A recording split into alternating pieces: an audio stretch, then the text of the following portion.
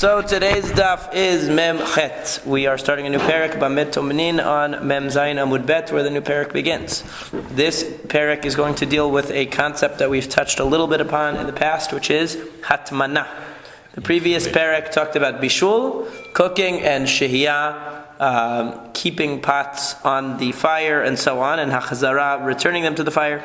This parak is going to talk about Hatmana, which is insulating pots. In other words, you take a hot pot off of the stove and you want to insulate it, you want to wrap it in material that's going to keep it warm, not keeping it over the flame itself, but keeping it warm by wrapping it in some substance that will help it preserve its heat.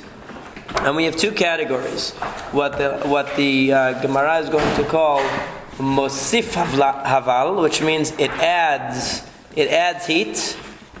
Okay, that type of thing, and davar she'eno mosif haval means something that doesn't add heat. So according to Steinsaltz, I learned something new. So he explains that the things that they considered to add heat are things which have some chemical properties to them that they actually do react like somehow. Exothermic reaction. Yeah, with the that they generate heat when they're in contact with something warm. Right. You can add chemicals together, and when the chemicals combine, there's a heat generated, right? So on a chemical level, that's how he explains it.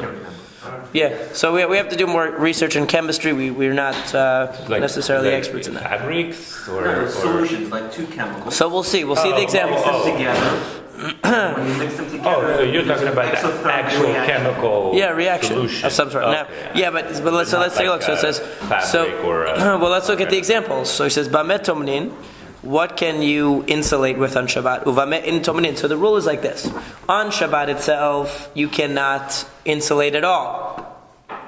Okay, if you take the pot off the fire on Shabbat, you cannot insulate the pot. And insulation is defined as complete covering. Not putting something just underneath it, not putting something just on top of it, but wrapping it. Okay?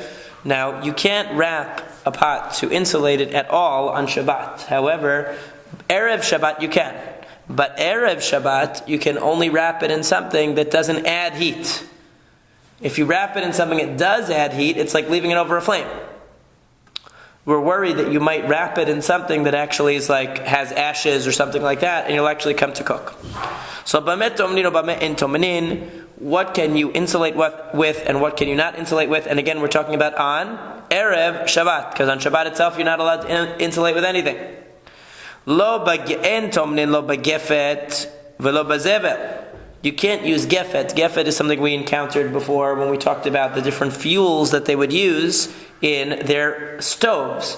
Gefet is the byproduct or the waste after they've squeezed olives or they've squeezed sesame in order to get its juice, to extract its juice. So the pulp that's left over is called gefet.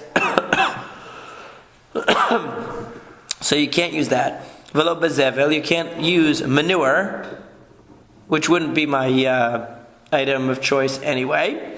Velo b'melach, you can't use salt. Velo basid, you can't use lime. Velo b'chol, you can't use sand. Ben lachin, ben yeveshin. Whether they're moist or dry, they are what's called mosif haval. They add heat to the pot, and therefore they cannot be used to insulate. Okay, now. That's just a quick question. In all of the other Mishnayot, when they talked about the things that you do before Shabbat, they use don't do this im hashicha, but they're not doing it here. Is there a reason? Is there a reason? I mean, we know that you can't be. We know that you cannot insulate on Shabbat itself, because it was already mentioned in the Mishnah B'Mem Adlikin. So because it's more. Tomnin Tachamin can only be before, I see. Right, or up to Ben Hashemashot, okay. Right. But Tomnin Tachamin is one of the things you can do if you're not sure if it's dark yet, right? Because it's only D'Rabbanan.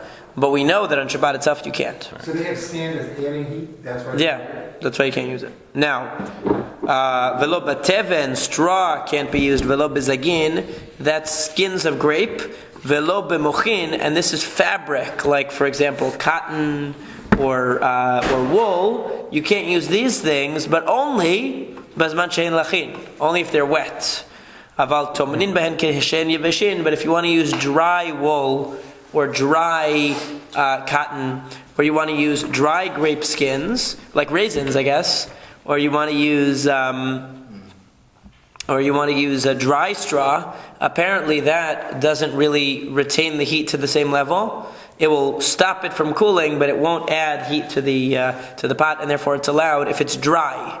If it's wet, it's not allowed. So you have two categories. Those things which are only considered problematic when they are wet, and those things that are problematic whether they're wet or dry. Okay? If I take a pot and I insulate it with a blanket, it actually will add heat? Well, I don't know. It's not a dry blanket. It's talking about wet. Right. But a dry blanket will actually add heat? It's saying only wet. Right, so if you took a wet blanket which you had hot water on it, and you insulated your pot with it, that's going to add heat to the pot because the hot water heated up the blanket. Is that what's meant by wet? Well, it doesn't say that it has to be wet with hot water, but I mean, that's just the possibility. Steinsaltz says that there's some kind of a chemical when reaction. you put water, there's a chemical reaction. Well, what happens if you put two chemicals together that had an exothermic reaction into a blanket, a wet blanket? This is what I saw in the notes. And the cotton and the water and the wool and the water and the combined together is what creates this reaction. Right. Certain things require water for the reaction. Apparently. Okay. So now the Gemara says, they asked the question. Oh, definitely. Gefet shel zaitim. If you have pulp that was from zaitim, Tanan, is that all we're talking about? We're only talking about the pulp. Now remember, the pulp is one of the things you're not allowed to use. It's the first thing, gefet. Does that just mean from olives? Aval dishum shemin shapir dameh, but sesame pulp you could use. Oh, dilma dishum shemin tanan b'chol sheken dezaitim. Or maybe you can't use olive pulp, and certainly you can't use. You can't use sesame pulp, and you certainly can't use olive pulp. In other words, apparently olive pulp was considered to be a much better insulator. So when it says gefet, did it mean you can't use any kind of gefet, not even the lesser kind like the sesame one? Or did it mean only the good kind, the very good kind, the olive pulp you can't use as an insulator, but sesame pulp would be okay? So the Gemara has to answer this. So the Gemara says, Tashma, come and listen. Damar Rabbi Zera says, Mishum chad Rabbi Yanai, in the name of somebody from the yeshiva of Rabbi Yanai. Kupa shetaman ba asur lanicha al gefet shel zaitim. It says if you had a kupa, the kupa, what they would do to insulate was they would take a box, and in the box they would fill it with, let's say, cotton, and then they would put the pot into the box with the cotton around it. That's how they would hold the cotton onto the box. And then they would take it out on Shabbat. They would take the pot out of the box on Shabbat. And the cotton would fall back in. Okay? And serve it. Right. And serve it. So that's how they would do it. Now, so what it's saying here is if you have the kupa, you have the box where a pot is insulated, you can't put it on top of gefet shel etzim, on top of the pulp of olives. Why? Because the pulp of olives adds heat. So therefore, it would be a problem to put it on top of olives. But what does that seem to show you? It seems to show you that what kind of gefet are we concerned with? Only the gefet shel etzim, shel zaitim. Only the pulp of olives, because that's what's mentioned. So shema mina shel zaitim tana. The implication is that the only problematic pulp is the pulp of olives. The oil, right? Right. It's oil, yeah. Well, you've extracted the oils, but oil, most of it. You just have the leftover. Right, for sure. So now the Gemara says no. Really, I'll tell you, even sesame pulp is no good.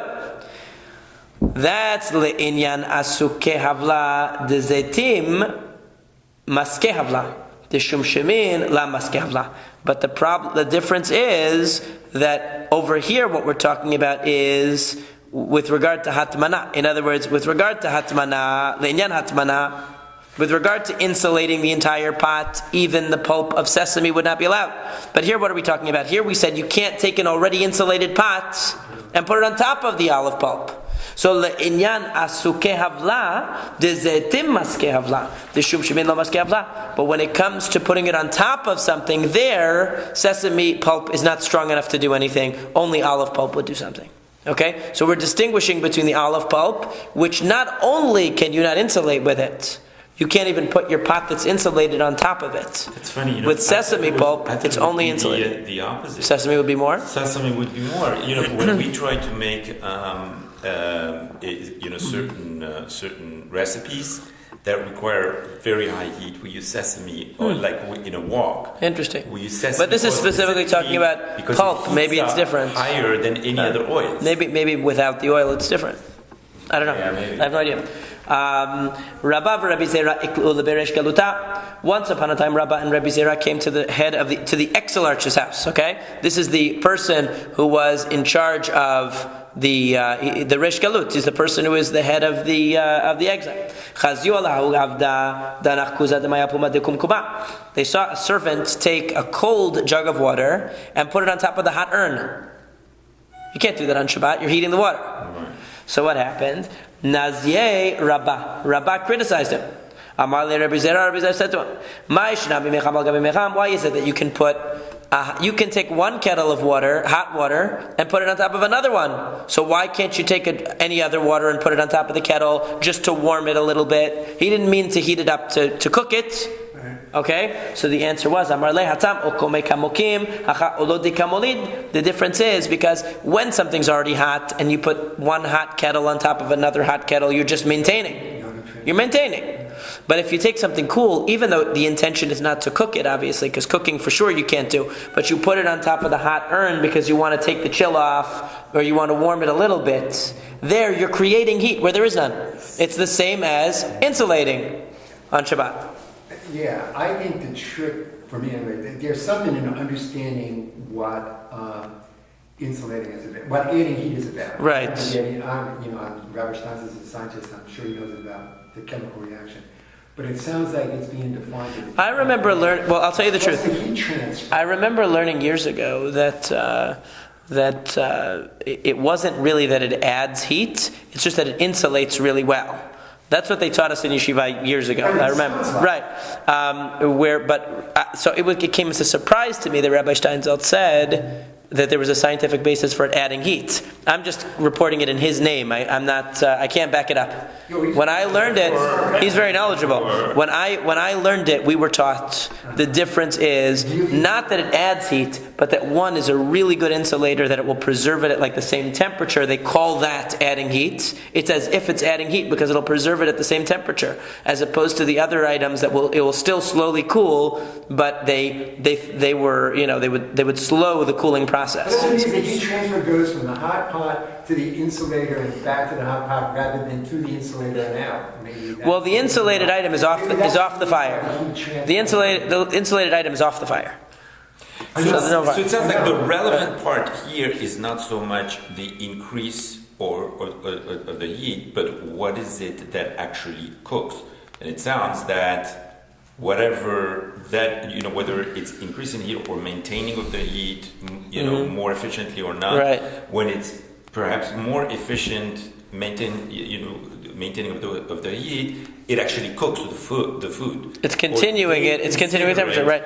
Well, it was a gezerah. It was a gezerah, though. Right. It was a gezerah that you might come to insulate with something which would actually constitute cooking, like ashes. So they knew that it wasn't the same as putting ashes on it. They knew that it wasn't the same as actually putting fire. The question of what does it exactly mean to add heat is where there's somewhat of an in other words, here, it's possible they didn't know exactly what it did. They just knew it was really good at insulating. Right. But in the doubt that good insulation actually cooks, they said... they didn't. They weren't concerned that it actually cooks. They knew it didn't actually cook because they said it's a gezerah. Otherwise, it would just be prohibited. They said it's a gezerah because you might come to use ashes.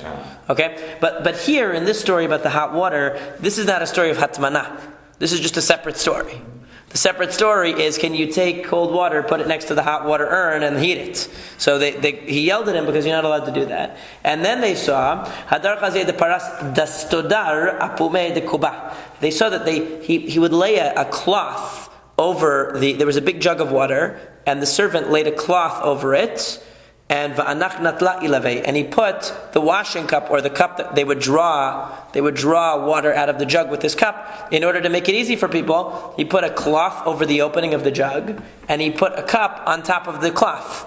So it was sitting there. But of course the cloth is going to dip into the jug a little bit and become wet. And Rabbah didn't like that. So Nazir Rabbah again criticized him. Amar le Rabbi Zera said, Amai, why are you criticizing him? What did he do wrong? Amar le Hashtach, you're going to see at the end, he said. So the Sofchaz had to come ma'atzar. He saw he was squeezing it out. You can't squeeze out Shabbat. So what was the problem? He took the cloth from his head. In other words, he took his own turban or whatever you want to call it, and he used that. So then when it dipped, he needed to wear it again. So he squeezes out the water. Okay, so he said to him. So now he asks the question. Amarle mai shenami pirokna.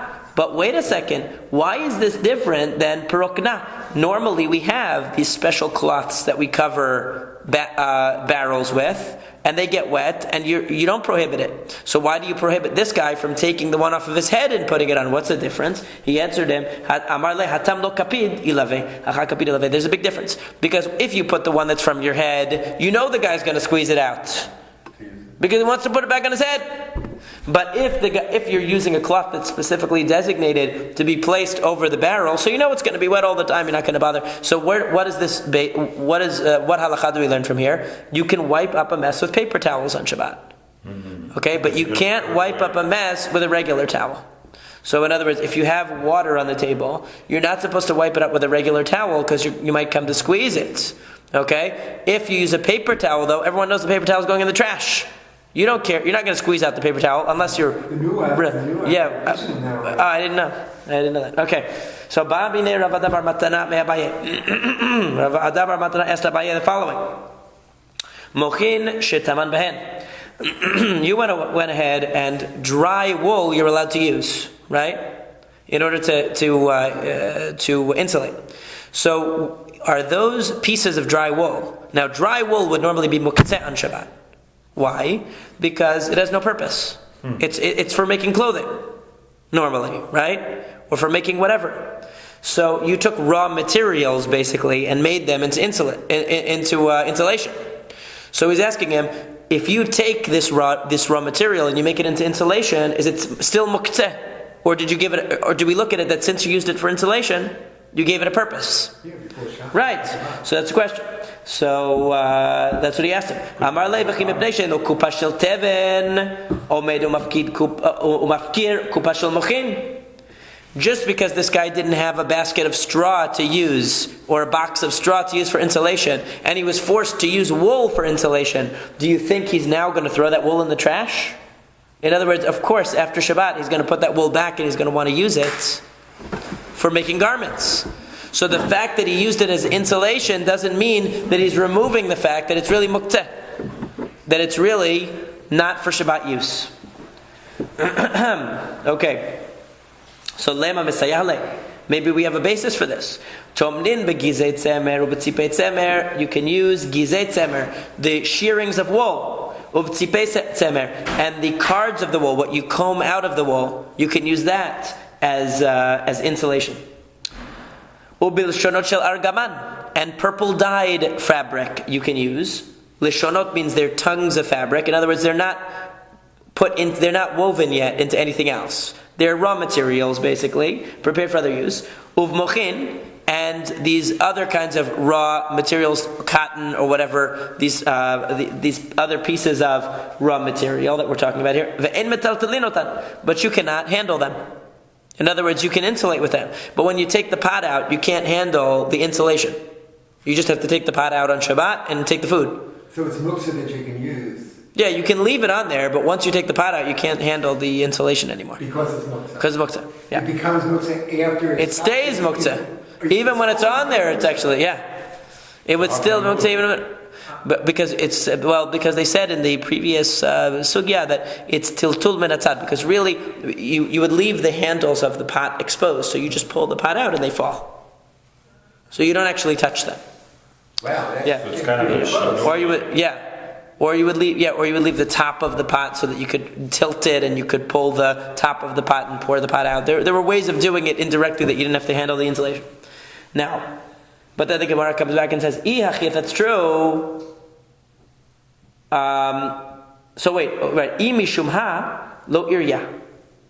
So he says that if it's because of that, in other words, one second, where was I? Right, so that seems like a source to support it because it says ve'en metaltalinotan, right? You're not allowed to handle it.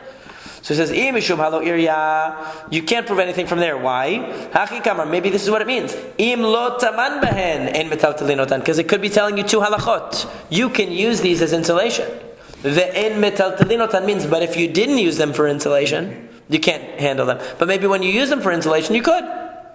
You can't prove it from there. Well, so he answers, but if that's the case, why do you have to tell me? What's a chidush? So he says, because you might have said you're permitted to use it to sit on. Let's say you need to sit on the ground. There's no cushion to sit on the ground. Put some of these pieces of wool, nice and soft. You could find a use for it. Now, and I'm touching it, so you might think. No, he's saying even if it wasn't used for insulation, you might have thought it has a use for Shabbat because I can take it and put it on the ground and sit on it. So it's a reminder that it's really. So he's saying it's definitely muktzeh, but we can't prove from this whether or not, in other words, we can't prove Abaye's halacha that if you use it as insulation, it's still muktzeh. Because it could be that the halacha was only stated that if it's not being used for insulation, it's muktzeh, because you might have thought it could have a Shabbat use. So we can't prove Abaye's halacha, but Abaye still said that it's muktzeh. Even when you use it for insulation, it remains muktzeh.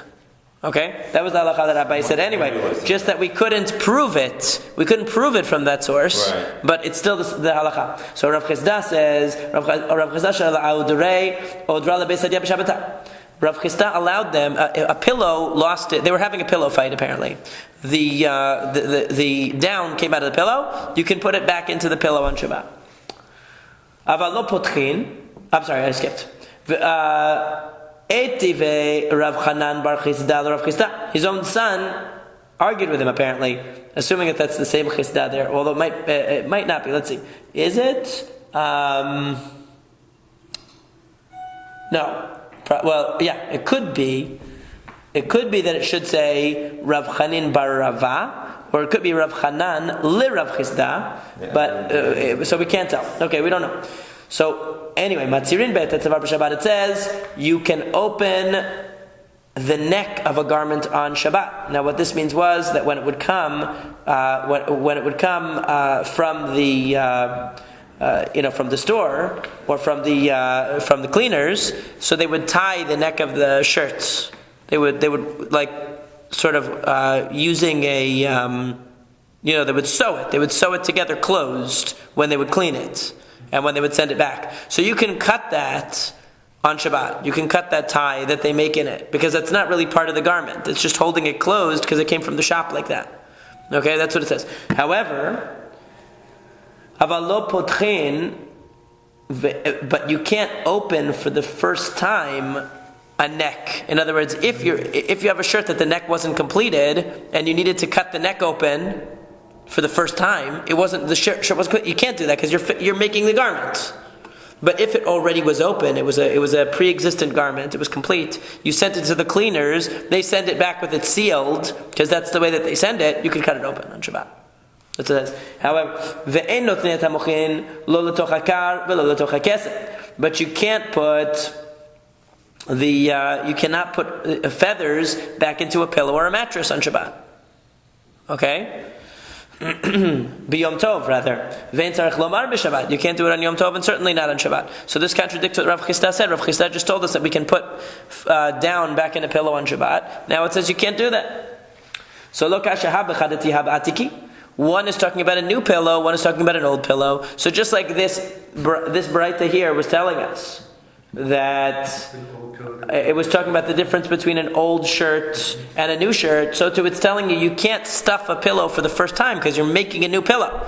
But if down came out, you could stuff it back in. But what's the melacha that you're trying to express when you cut the collar of the shirt? Is it makeba patish? Is it boneh? It's called makeba patish, which is mitaken mana. They call it. You're completing a vessel. You're completing a vessel. You're making it to right, because you're making it usable. It's going to be fine. But if it was already usable and you just cut the string that was holding it together, that's okay.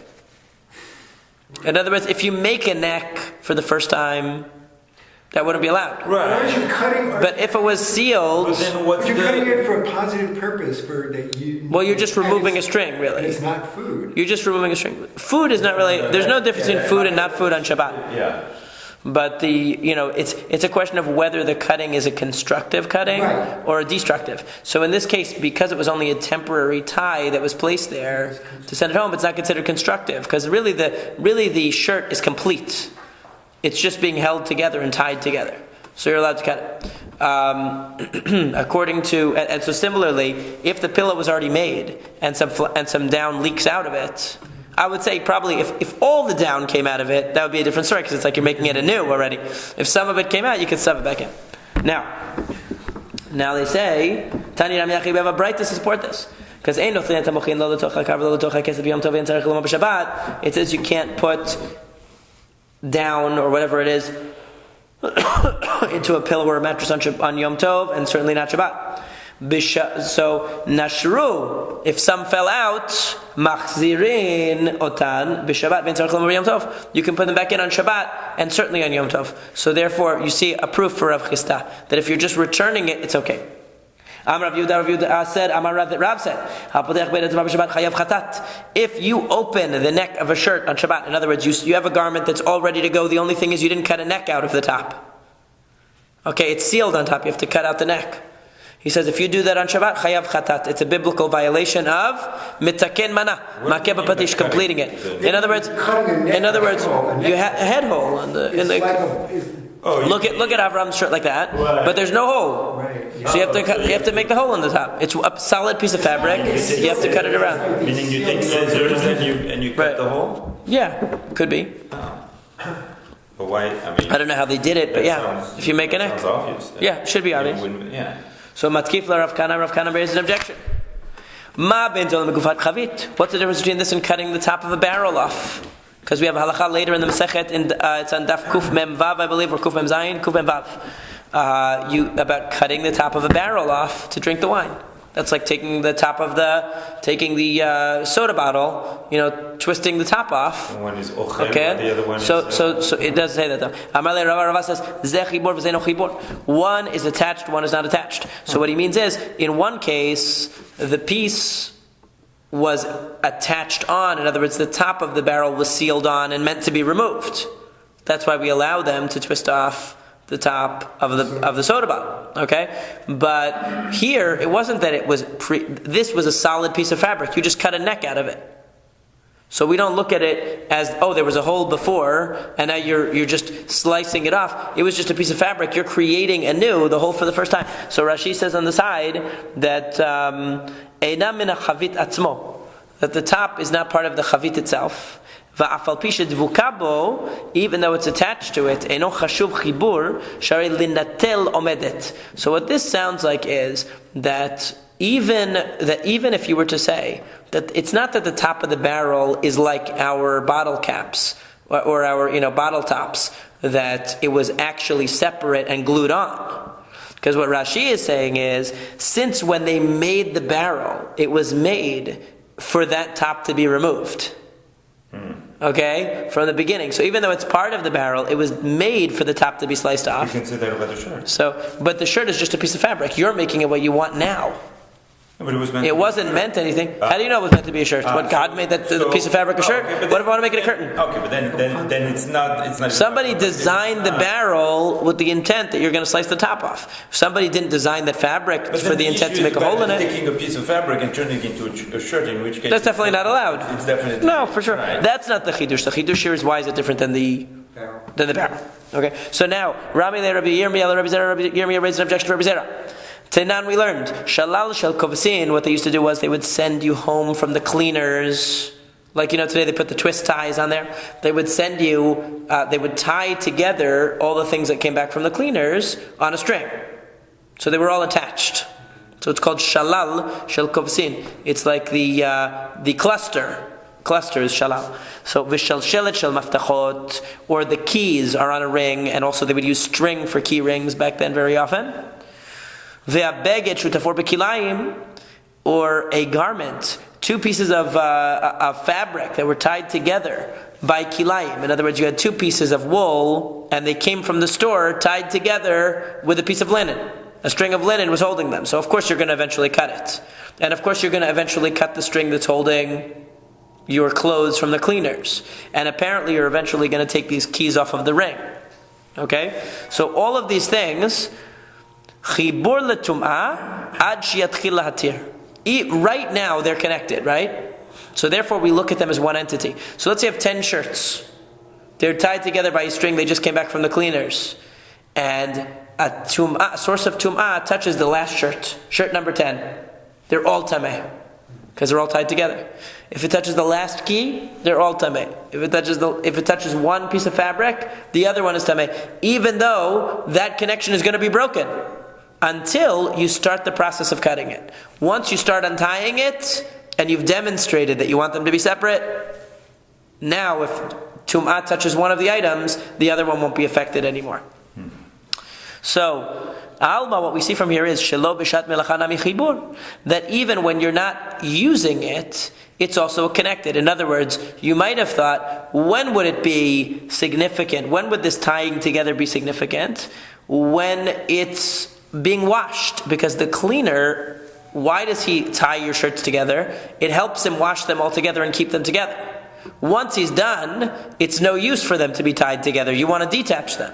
But what do you see? Even when that connection, even when that tie is no longer functioning for malacha, it's no longer functioning for a purpose, it's still considered a connection until you decide to remove it. Wait a second though. Or Rameinu will raise an objection. Makel shasayad lekordom chibur letumah b'shat melacha.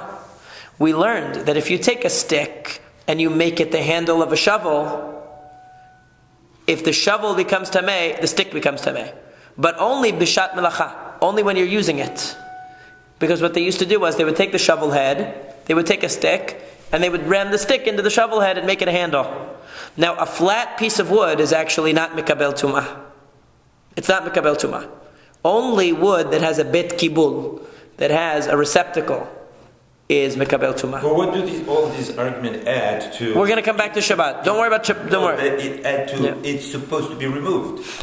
Right. It's just okay. So hold on. Right. So we're going to get to that. So what they used to do was like this. They would put the stick into the shovel temporarily.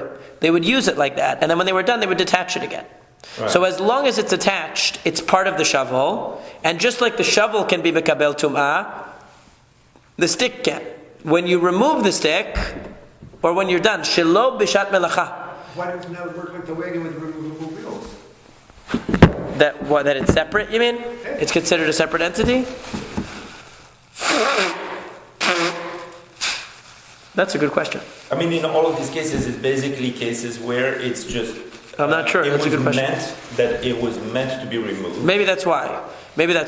I mean, but still, it's a good question, because there, even when they're attached and functioning, it's separate. That's a very good question. Okay, we have to look into that. That's a good question. Now, but for this purpose, so the handle is only considered part of the shovel when you're using it. But you bring the shovel home and you're done. Even if it touches, when it's still attached, even if it touches tum'ah, it's not going to affect the stick. So why is it not the same as the shalal shel kovsin?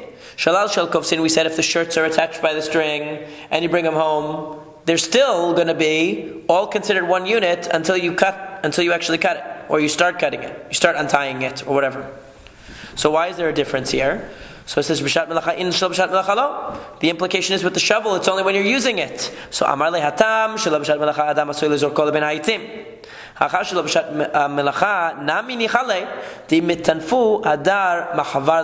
So what he says is that there's a difference, because when it comes to the shovel, this is not a permanent arrangement. As soon as you're done, you're going to throw that stick back with the sticks for firewood, and next time you'll take a different one. Okay? That's a difference. Next time you'll take a different one. Here, you're not going to untie it right away. You're actually going to leave it tied and take one shirt at a time, because if they get dirty, you can carry them right back to the cleaners the way they are. Saves you effort. So there's still a benefit in them being connected.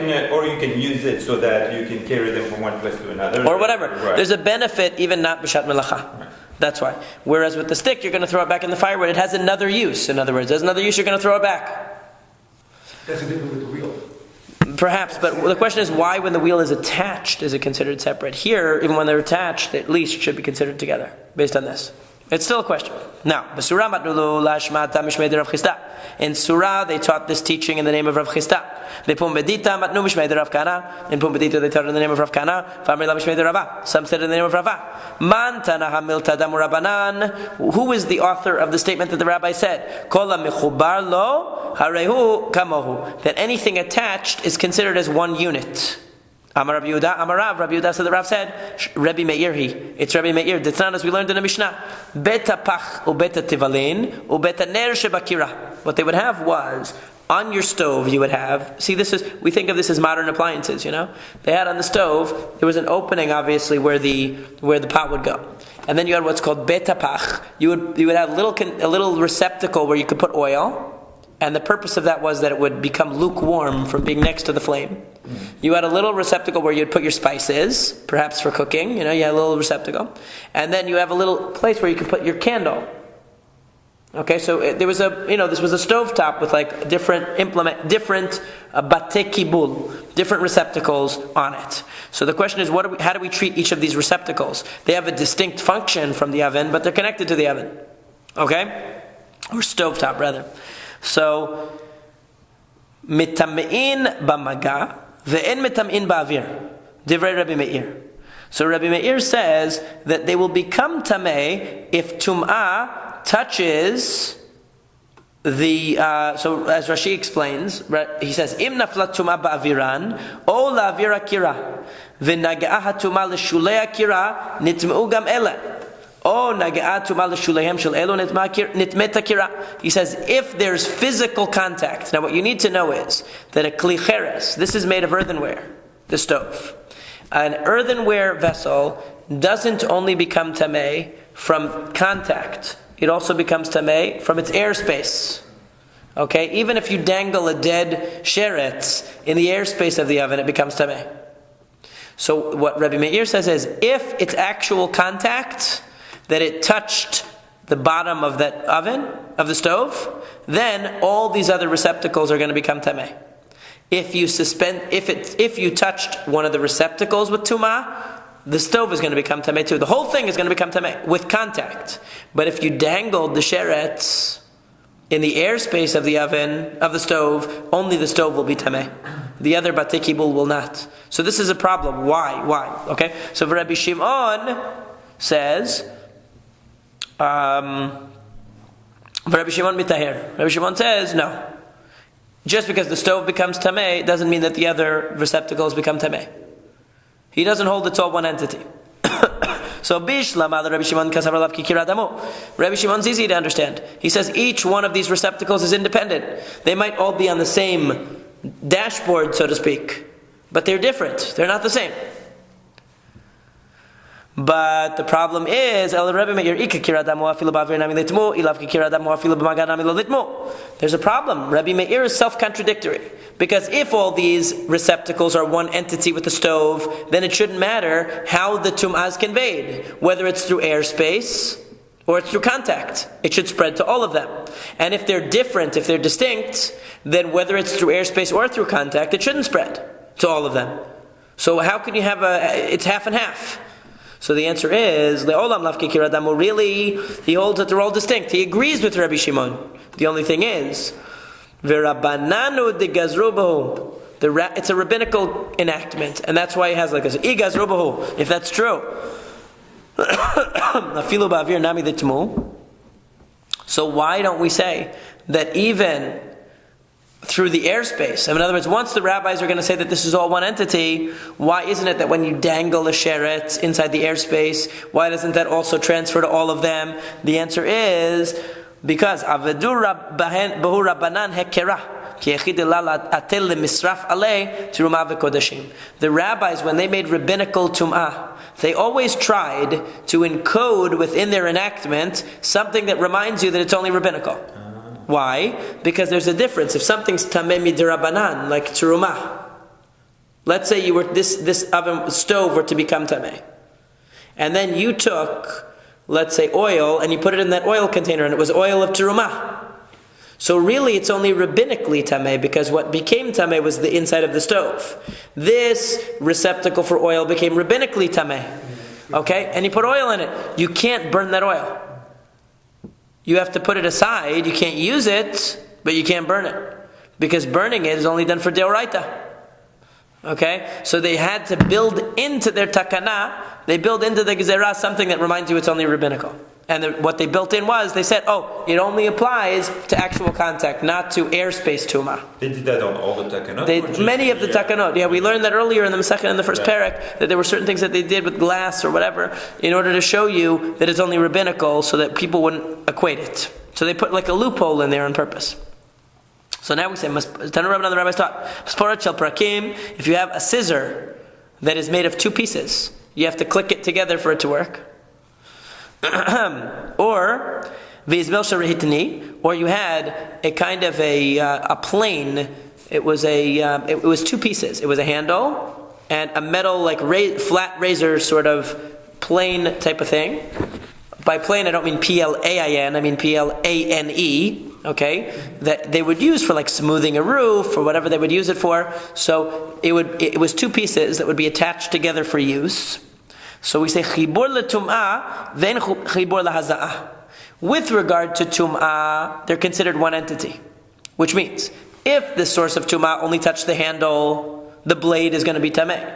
If the source of tum'ah only touched one half of the scissor when they're connected, okay, one half of the scissor, the other half is going to also be tameh, even though it didn't touch the tum'ah. However, for haza'ah, for sprinkling the para aduma, let's say they came into contact with tumat met, it's not enough to sprinkle that the sprinkling only hit one piece. It has to hit both pieces. You have to sprinkle the para aduma. Remember, any item that becomes tamemet needs the para aduma to become tahor, including a scissor, including this smoothing tool. But didn't you say that it's considered as a one unit? Of course you have to do both parts. You're one of the Talmudic sages, because that's what they're going to ask. Well, no, if it were only one unit, then the sprinkling could go on just one part of it. In other words, because it should count for all. It's good for the whole thing. It's connected. It doesn't have to touch every area of the surface, right? Right. So now they ask like this. Wait a second. Manafshach. If it's one thing, afil hazanami. So then why is it that for sprinkling the ashes of the para aduma, why is it not considered one thing? And with one thing, it doesn't have to touch every inch, it just has to touch a piece. If they're two things, and if it's really two things, then even for tum'ah, it should be considered two things. And if the tum'ah only touched the handle, it shouldn't affect the blade. If it touched the blade, it shouldn't affect the handle. If it touched one part of the scissor, it shouldn't affect the other part of the scissor, and vice versa. So what's the answer? Amar Rava, Devar Torah. Here we go.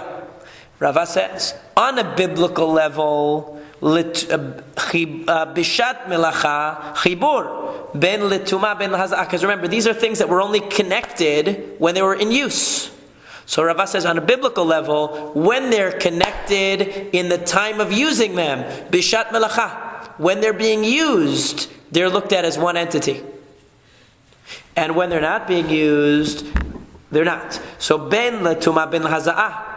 Really, when they're being used, when they're in use, we would say they're one entity for both things. Both for contracting tum'ah and for purification. They're one thing. And v'shelo b'shat melacha, when you're not using them, eino chibur lo l'tumah v'lo lahaza'ah. They're not considered one for any reason. In other words, tum'ah would not transfer from one half to the other. Also, וגזרו רבנן על טומאה שלא בשעת מלאכה משום טומאה שבשעת מלאכה ועל הזעה שבשעת מלאכה משום הזעה שלא בשעת מלאכה. Basically what he says is, because biblically it's a nuanced concept, only when they're being used are they considered one. When they're not in use, they're considered two. And the problem is that considering them one has a stringency and a leniency. When they're and touching each other. Considering them one is a stringency and a leniency. Why? It's a stringency to consider them one because you're going to say that even if the tumah touches only part of it, it's affecting the other part. It's a leniency to consider them one because if the sprinkling of the para aduma went on only one part of it, it would count for the other part. Right. Now, when we consider them two, there's also a stringency and leniency, because if we consider them two, that means tum'ah that touches one part isn't going to affect the other. That's a leniency. But it's a stringency, because we're going to say that the para aduma has to touch both halves. So since this is dependent on whether it's considered in active use or not, you can't physically tell. You look at that scissor, it's put together. You can't physically tell whether that's being considered for the purposes of Tumah and Tahora, one thing or two things. So what do we have to do? With regard to Tum'ah, where there's a stringency to treat them as one thing, we're going to treat them as one thing. And when it comes to Haza'ah, when it comes to sprinkling the Para Aduma ashes, where it's a stringency to consider them as two things, we're going to consider them as two things. Since really biblically it depends on whether they're being used or not. When they're in use, they're considered one. When they're not in use, they're considered two. Since that's a nuanced idea, that's an abstract idea, we have to make it simple and say, we're going to treat it stringently with regard to Tum'ah and stringently with regard to sprinkling of Para Aduma. So that's the reason why the halakha doesn't seem consistent. Why That's what we're going to start with today.